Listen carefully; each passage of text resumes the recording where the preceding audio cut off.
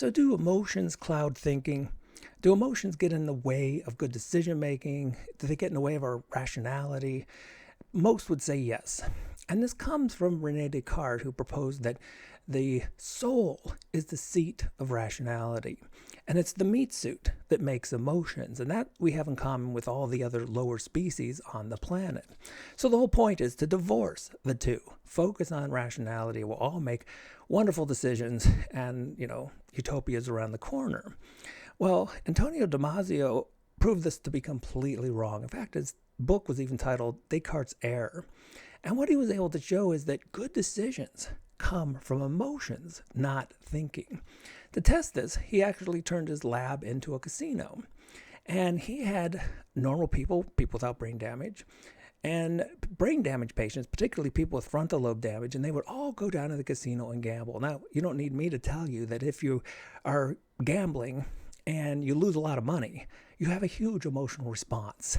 And you can measure this by looking to see how much you're sweating. Now, if you lose a lot of money, maybe you sweat enough that you can see. But most of the time, it's imperceptible. But you can use an instrument to pick it up. And that's what a galvanic skin response does. It picks up that minor amount of sweating that reflects the emotional experience you're having, that tells you, I've lost enough money, I need to turn around and get out of here.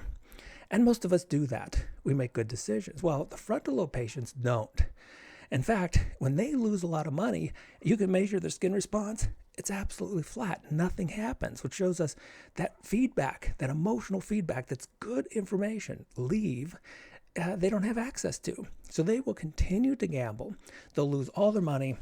Damasio can give them more money. They'll lose that. And this is interesting. I don't know if you've noticed, but when I was a kid, back in 70s and 80s, there were two places you could gamble in the United States: Las Vegas and Atlantic City. And over the years, the whole country is turned into a casino.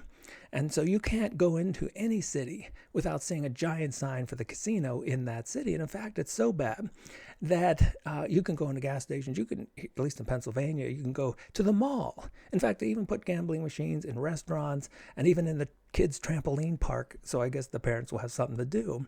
And if you look at the places where kids play games, these arcades, even these arcades have turned into precursors to slot machines and gambling.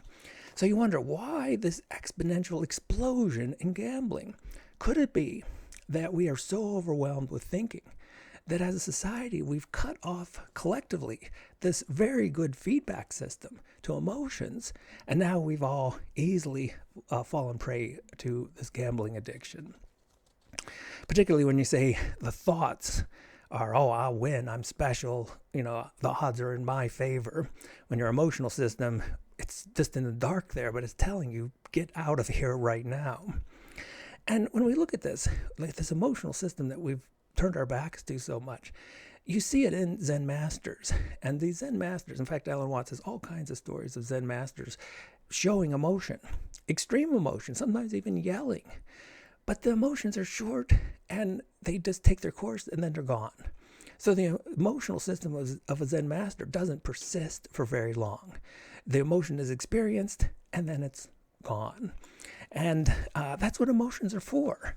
You get that feedback system. Hey, leave, you've lost enough money, and then it's gone. It doesn't persist. It's the thinking mind that tends to ruminate. Remember, it's these heuristics. So Kahneman called it thinking fast and thinking slow. It's these thinking fast heuristics that get us into trouble. That's where the 300 plus thinking errors come from. The thinking fast, not the emotional element. And I did so many videos on thinking itself and how thinking ultimately comes down to thinking in categories. Without categories, we can't think. And when we look at the big issues like war and conflict at a huge scale, mostly it's emotions that are innocent. Emotions don't cause war, even though many of us would think that they do. Most of these huge conflicts around the globe are actually based in categorical thinking because people are tribal, and those categories may have saved us in the past. And remember what categories are, that you focus on one element, you forget everything else, you forget individual differences, and that's perfect for the left hemisphere attention system, which can only focus on one thing at a time. So what it does is it turns a many into a one that the left hemisphere can deal with. And if you go back 30, 40,000 years, remember there were 8+ different versions of humanity all on the planet at once.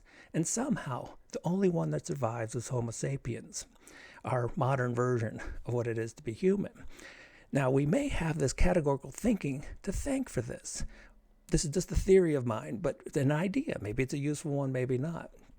But it's possible that humans had this ability to think in categories. And so even the Homo sapiens were weaker than Neanderthals. Maybe because we could think in groups, in tribes, we could take 10 Homo sapiens and they'd have no problem winning against a much bigger Neanderthal.